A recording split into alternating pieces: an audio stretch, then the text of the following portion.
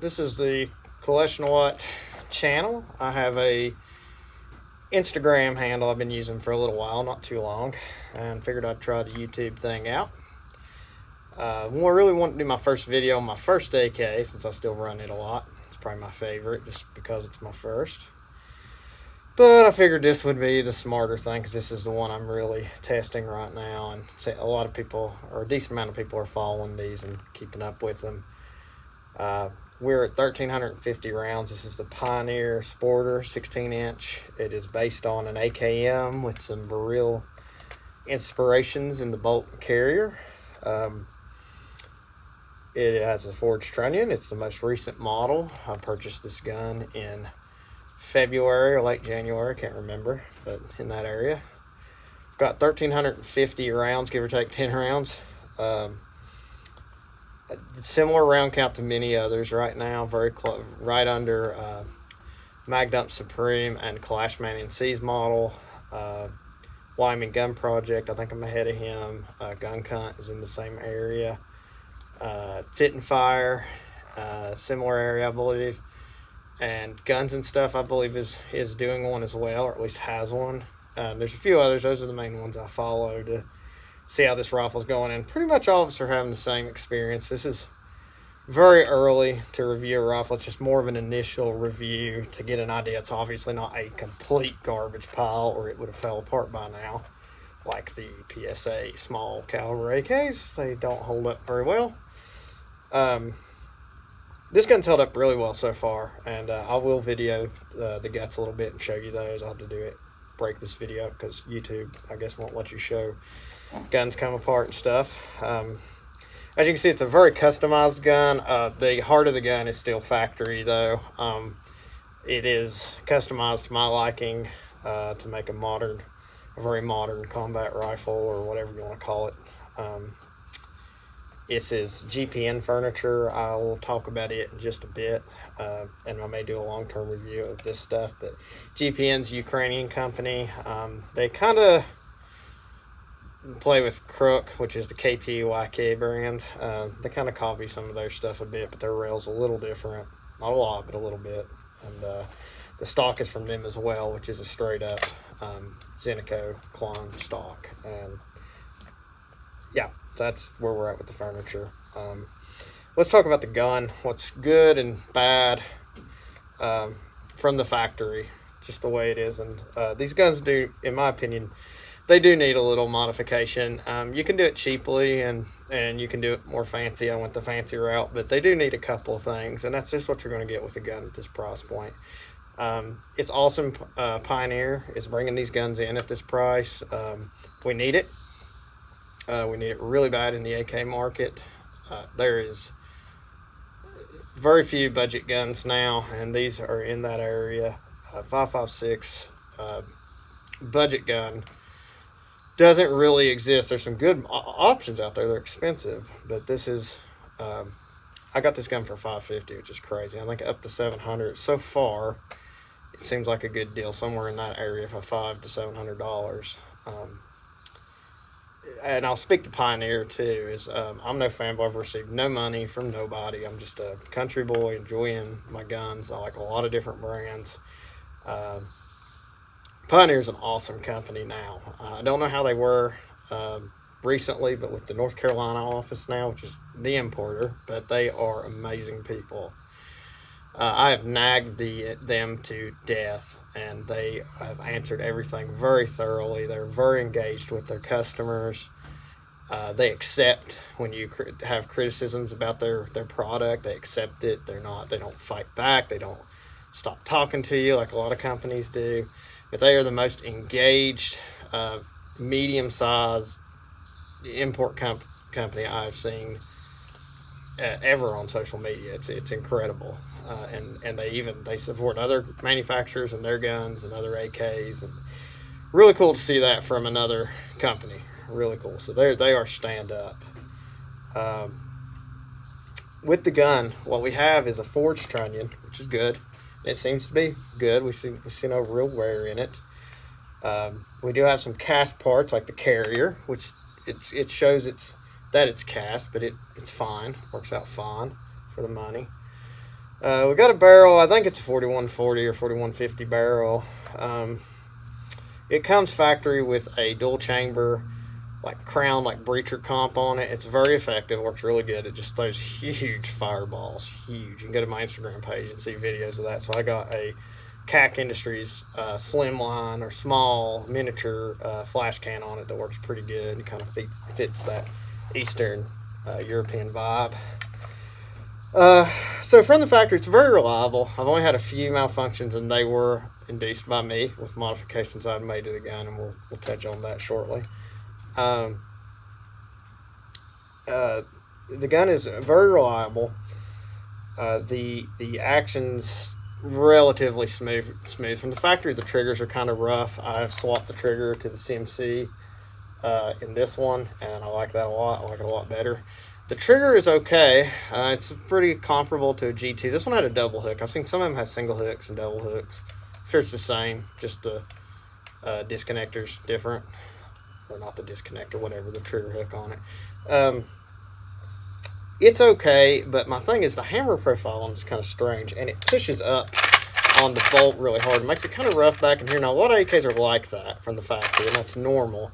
To me, it seems a little excessive. It's more than what I'm used to. You get the bolt to hang up, and you could smack the gun and it wouldn't close. You had to smack the charging handle to get it to close. I've never had one that was stuck back that bad. And there is a video from H-Town where they got some wear in this area, and I wonder if it's that trigger hammer pushing up too hard. I could be wrong. You know, it could just be a fluke, and I could totally be wrong. But I got the trigger out of this thing, and what that made happen, these guns are very overgassed for a 5.56 gun, which is good for reliability, but it's way excessive. I didn't notice it first because it's still 5.56. It don't really kick hard, but it's a little snappy. And playing slow motion videos back, I could see that. You can see it clearly. You can go to my Instagram, follow it, or maybe I'll cue some into this video if I have time to edit it like that. But if you go to my Instagram, you can see it. It's kind of crazy. Again, for the money, it's fine, and it will increase reliability. The negative is this trigger has so much less resistance on it that what happened is the action was moving pretty much around, I think it was, and I could be getting this wrong, but I think it was 1,000 rounds per minute, and I explained this in one of my comments on the Instagram. It was exceeding an AR's cyclic rate because the resistance had been removed from that hammer. It caused me to have 2 stoke pipes. From there, I added the K&S piston to adjust it. By changing the trigger as well, this action is almost as smooth as my Zastava or M70 or my Bulgarian AK-74. They are crazy smooth. It's just right behind them. This is a very smooth action. The K&S piston worked wonders, and this is my smoothest rifle to shoot. I can shoot all my rifles fast, but this thing is easy. It's child's play to shoot quickly, and the K&S was worth it. Now, to overcome these problems on a budget, you can just add an extra power recoil spring, and you should do that from the factory. It's the first mod this gun should get, and that would be enough. That would be totally fine. But if you want to go at it on the advanced end, you can get a K&S piston and really team this thing in. It's awesome. So I'd say those are kind of the flaws. There's the trigger and the overgassing. Outside of that, I really can't critique it much. The wood that comes with it is beautiful. It's very nice wood. The trigger doesn't feel bad. The muzzle device works good. None of that's really bad. I would change the trigger if it's me, but you don't have to, and I'd put the recoil spring in it. So let's get into this thing, and we'll take a look at what's going on inside of it really quickly. All right, here we are disassembled for field service. One thing I forgot to mention is the safety is way too stiff on the factory gun. It's a little ridiculous. You can fix it. It's not as simple as bending it out on this model, actually. A lot of guys have to take some material off down here. To me, it's a really cheap thing to just swap one out. I love these WBP extended shelf safeties. They were kind of the original people doing that over here, I think. That or Krebs. And they work really well. Smooth. Super smooth. But yeah, I got a lot of options for that. No big deal. $30 or even less, and you're good to go. I mean, PSA even has one. I'm not PSA may make not so great small bore AKs, but they do make some good stuff here and there, decent stuff. All right, so let's look at what we have here. So we have a bolt that is a little bit more Baril style, and I've shown this. This is a good thing to watch. Wyoming Gun Project got me thinking about this more. So you can see my engagement points with the trunnion there on the lugs, and they are pretty much perfect. So nothing weird, no wear, no peening, no nothing even here. This is just finish wear. So we're good. Bolt looks great. I have videos of me checking headspace. I've recently checked it on this rifle, so I'm not going to do it here, but you can go watch on Instagram and see it. There's my K&S piston. This gun's dirty. I have not cleaned it at all. And this, I probably won't clean it to like 3,000 rounds or something. So there's our K&S piston. She's adjusted almost dead in the middle, just a little on the open side. I actually had to take a little bit out when I put the flash can on there since it adds back pressure. No wear in here, just finish wear. This is a cast piece, which is fine in my opinion. We do have more tail wear than you normally see because it's cast. Oop, it's back on that. But it's not bad. I filed it before the last shoot I did, and it barely progressed anymore, so we're almost done. It will stop. So there's the carrier. Recoil spring. It's a spring. Bolt. It's a bolt. So let's look inside here. So our trunnion is fine. It's just junk in there. Looks good. Yeah, there we go. Everything looks fine. Everything's just finished where it's like even that shiny spot there. It's nothing. It's just finished where I got videos where I take a knife there to show that it's not hanging up on it. It's fine. I do have one weird thing. Got a weird ding right here on the ejector, but it's okay. That happened after the first time I shot it. It rolled back just a bit, and it hasn't progressed. Our CMC trigger looks totally fine, which doesn't really matter. It's not part of the gun. Rear trunnion looks good. Weird thing is I had to file this bolt down because the Pioneers, this area is thinner on them than a standard AK. So anything that goes in here, I've actually got to help up with the Zenit or a Barwar setup on it. We'll get into that later. But I had to modify the recoil spring on that to get it to work. So anyways, doesn't matter. There we go. There's the insides of the gun. Pretty solid. Can't complain. I mean, it's pretty much nowhere. It's only 1,350 rounds. That said, it's pretty much the same as any of my other AKs as far as wear at this point, other than maybe just a little advancement on that tail.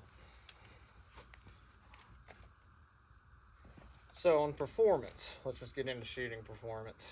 Well, it shoots with as mild a recoil as a 5.56 gun can because of the gas piston. What I do find is the accuracy is not terrible, but like others have noted, it's a little odd. With nicer ammunition, it does pretty good. I've shot 2.25 inch groups, 2.5 inch groups here and there, and then I'd shoot a lot of them where I'll be stacking them like 1.5 inches, 2 inches, and it'll throw like one flyer out of 5, which is weird, especially with white box, which is trash. It is trash ammo. It's 55 grain ammo. The 62s I've shot out of it, it does do better with 62s, but white box is really cheap. It's hard to say no to it for practicing, so that's mostly what I run through as much as I hate it. So yeah, the accuracy could be better. Even for an AK, it could be a little better than what it is. The weird flyer round, I don't understand. That's one of the weirdest things I've ever seen, and pretty much everybody has noted it that I've seen. It'll be interesting if the short gun does too, because after I passed 1,000, I seen the 5.56 pistols come back in. I grabbed one because they go back out really quick, and they've said they probably won't have any for till late this year, early next year probably. So went ahead and did it. So yeah, performance is really good. I like it. It takes a wide assortment of mags. This is a PSA mag. It likes the Bulgarian mags the best though. The mag well's pretty tight to start with, but you just run some mags in and out of it, and it's good. It'll either trim your mag or whatever. It'll work fine. The GPN stuff I got just because I was into wanting to do more of an alpha style. The Barwar stuff's been out for a while, and I wanted the long kit for this gun, and this was what would stand in its place. I'm glad I did. The barbed wire stuff's come back in. I got some for the short gun. Went with the Alpha setup, old school water rail. But this is an awesome rail so far, and this stock is my favorite that I have put on an AK. Yeah, actually my favorite stock I've had on a gun yet. I really like it. It looks good, but it feels really good. Super comfortable. Yeah, it's great. We got a Primary Arms 3X with the ACSS in it. I'm a huge fan of prisms. I have a lot of guns with dots, but prisms are kind of my favorite. The ACSS reticle suite, I've used it forever. I trust Primary Arms products. It sucks they come from China, but they work and they're fine. It's not quite top tier clarity or anything like that, but it's very good for the money. I've got a ProTac 6 on the front end of it, and that works good. And a CAC short flash can, and a Strike Industries angled vertical grip right here, which works great. WVP safety and CMC triggers. So yeah, it's a very, very modified gun, but this dust cover holds 0 good, retains 0 when I open and close it. Plenty good enough that I'm still on 10-inch gong at 300 yards, 280 yards is what I have, which for me is good enough to still call it zeroed. It uses this little retention wheel. You slide it up under the front sight base, and you tighten it down with this retention wheel. It pulls it into the recoil spring, and just loosen it up when you want to take it off or to open the cover. I'd give the Barwaris Zenico dust cover a slight edge because it is a little harder to open this up, but it's not hard. And I rattle can this gun to try to go with Digital Flora, as that's my favorite camo. Not a Russophile, just really like their stuff. It just looks cool. So what I did is I used a base light green, and I went over, splotched in a dark green, and then a very dark brown to get this pattern that is very similar to a digital pattern. I used a trash bag, kind of like the sponge paint. I used a trash bag. I put little spots. There's a few little stripes in here, and then broke them up, and that's what you get is this. So that's the Pioneer. That's the Pioneer Arms 5.56 for now. It's an early review, only 1,350 rounds. Try to update when I pass 2,000 rounds again on YouTube. On Instagram, I update about every 2 weeks on these and just post pictures all the time because I like guns or whatever. I would recommend this gun right now because the price is so good. I think it's worthy of it. My view of this gun was, I'll do all this, and if it's a piece of junk, I will kit together something out of it to make something very good. But so far, it's a pretty good rifle. One other thing I didn't get into, and Kalashman noticed this, is that the front trunnion is riveted goofy. It looks like they have riveted the front trunnion with the barrel and all that intact into the gun, which is a backwards way of doing it. That said, when most guns are done that way, usually the rivets look all cockeyed and weird, because I've seen some old Sentry guns that were done that way. Actually, I own one, rebuild a Bulgarian 74 off a kit like that.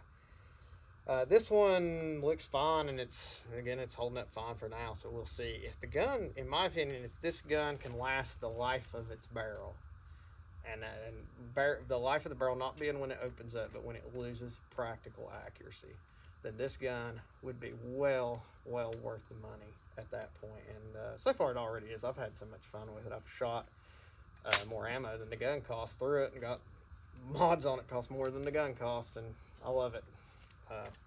So yeah, I would recommend it so far, and we'll see. And hopefully Pioneer will keep improving these products. I really hope they do.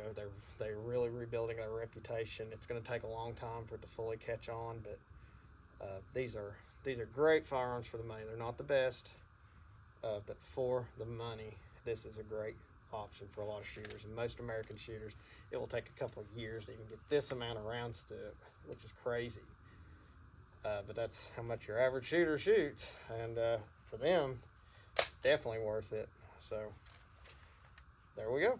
That's the Pioneer Arms 5.56 16-inch gun. If you have any questions, hit me up in the comment section or check me out on Instagram and catch up with the gun. Just a big fan of AKs, so you see a lot of AK stuff. That's